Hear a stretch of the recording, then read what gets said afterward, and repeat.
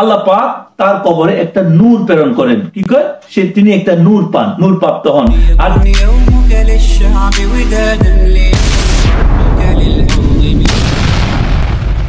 বিষয় হলো আমাদের আমরা কিভাবে আমাদের বুজুর্গানে দিন, আমাদের মা বাপ মুরব্বীদের কবর জিয়ারত করব। হযরত ইয়াহিয়া মনরি রহমতুল্লাহ আলাইহি তার প্রিয় শাগরিদ, প্রিয় খলিফা হযরতে শামসুদ্দিন রহমতুল্লাহ আলাইহির কাছে বলছেন যে আমাদের প্রত্যেককেই কবরস্থানে, কবরে বেশি বেশি কবর জিয়ারতে যাওয়া উচিত। এটা কেন বলা হয়েছে? এই জন্যই যে কবরে আমরা যারা বয়স্ক, বুজুর্গ, সম্মানী, সবাইকে বেশি বেশি সাধারণ লোকের কবরস্থানে যাওয়া উচিত এবং এটার দ্বারা আমাদের অনেক উপকার হয়।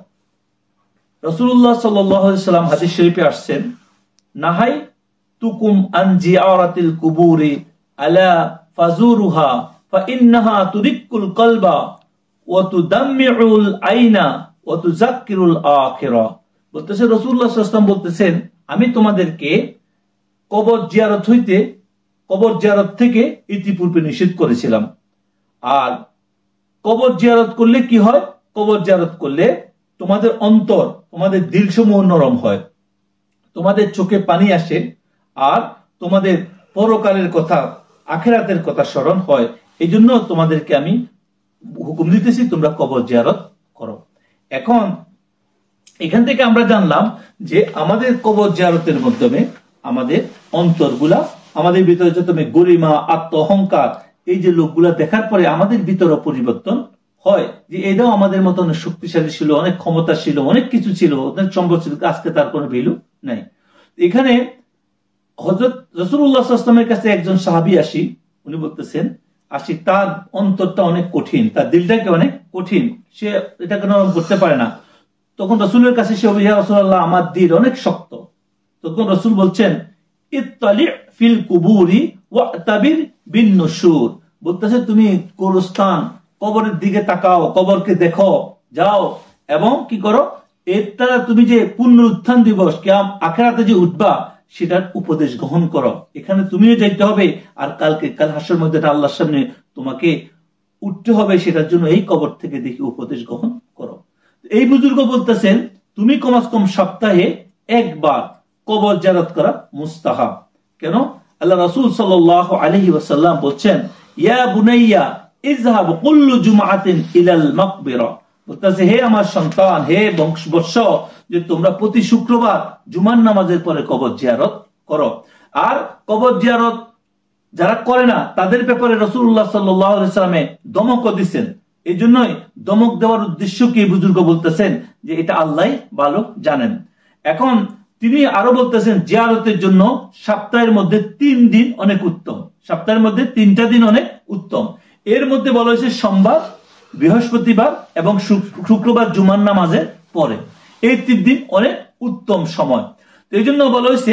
এছাড়া তিনি বলছেন যে জিলহজ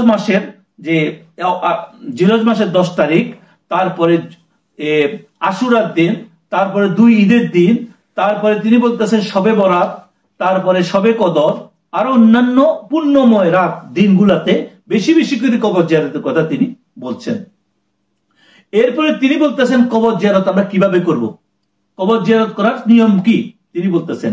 তো কবর জিয়ারতের নিয়মে তিনি বলছেন, প্রথমে তুমি যে কোনো কবরস্থানে যাওয়ার আগে, যে কোনো বুজুর্গর কবরে যাওয়ার আগে, মাজারে যাওয়ার আগে, মা বাপের কবরে যাওয়ার আগে, তুমি তোমার লোকাল মসজিদে ঘরের মধ্যে প্রথমে 2 রাকাত নামাজ আদায় করো।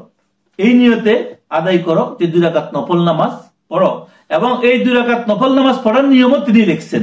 এখন কেউ মানে না মানে, এত বড় বুজুর্গ, তিনি বলছেন যে তুমি প্রথমে সূরা ফাতিহা পড়ো একবার, এরপরে আয়াতুল কুরসি পড়ো একবার, এরপরে আয়াতুল কুরসির সাথে একই রাকাতে সূরা ইখলাস কুল হুয়াল্লাহু আহাদ 3 বার পড়ো। তার মানে এক রাকাতে কিভাবে পড়বো?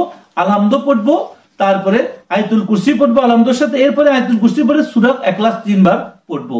এভাবে প্রথম রাকাতে শেষ করব যেভাবে পড়া হয়, দ্বিতীয় রাকাত শেষ করব, 2 রাকাত শেষ করি আমরা দোয়া করব। এভাবে দোয়া নিয়মও তিনি শিখিয়ে দিয়েছেন যে হে আল্লাহ, এই নামাজের যতটুকু সওয়াব আমি পাবো আমার অমুক ব্যক্তি যার কবর আমি জিয়ারত করি, আমার মা, আমার দাদা, আমার দাদি, বা আমার ওখানে অনেকগুলো কবরস্থ লোক আছে, প্রত্যেকে আমি অমুক আল্লাহর ওলির দরবার যেতেছি, শাহজালাল আলী রহমতুল্লাহ আলাই, বা আমি আমার পীরের দরবার যেতেছি, বা মাজার কবর জিয়ারত করতে, মাজার জিয়ারত করতে, তার জন্য আমি বক্সাইতেছি। এভাবে প্রথমে ঘর থেকে কি করব, আমি নামাজ আদায় করি, তার জন্য আমরা আল্লাহর কাছে ইসালে সওয়াব এটা পৌঁছাই দিব, রুহে পৌঁছাই দিব। এরপরে বলতেছে এটার দ্বারা কি হয়, এটার দ্বারা মৃত ব্যক্তি বা যিনি কবরে আছে তার আল্লাহ পাক তার কবরে একটা নূর প্রেরণ করেন। কি কয়, তিনি একটা নূর পান, নূর প্রাপ্ত হন।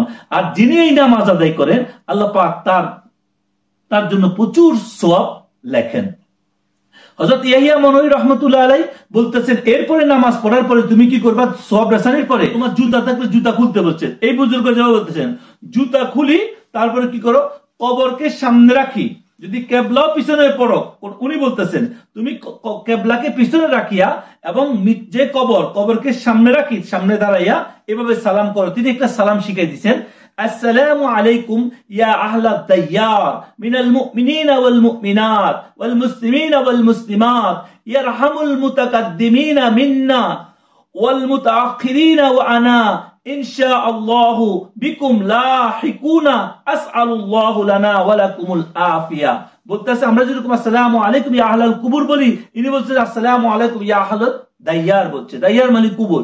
তো বলতেছে মুমিনিনা ওয়াল মুমিনাত ওয়াল মুসলিমিন, আমরা তো পড়ি তাই না, একই রকম দোয়া। বলতেছে আপনি ওদেরকে সালাম দেন, হে মুমিন মুমিনাত, মুসলমান মুসলমান, রকমের গুনাহ আছে আল্লাহ পাক সবাইকে ক্ষমা করে দিক। এরপরে বলতেছে ওয়ানা ইনশাআল্লাহু বিকুম লাহিকুনা, বলতেছে আমিও খুব জলদি তোমাদের কাছাকাছি আসবো, মানে যে মৃত ব্যক্তি আমরা তো আসতেছি এভাবে। আর আমরা সবাই আল্লাহর কাছে ক্ষমা চাই যে তোমাদের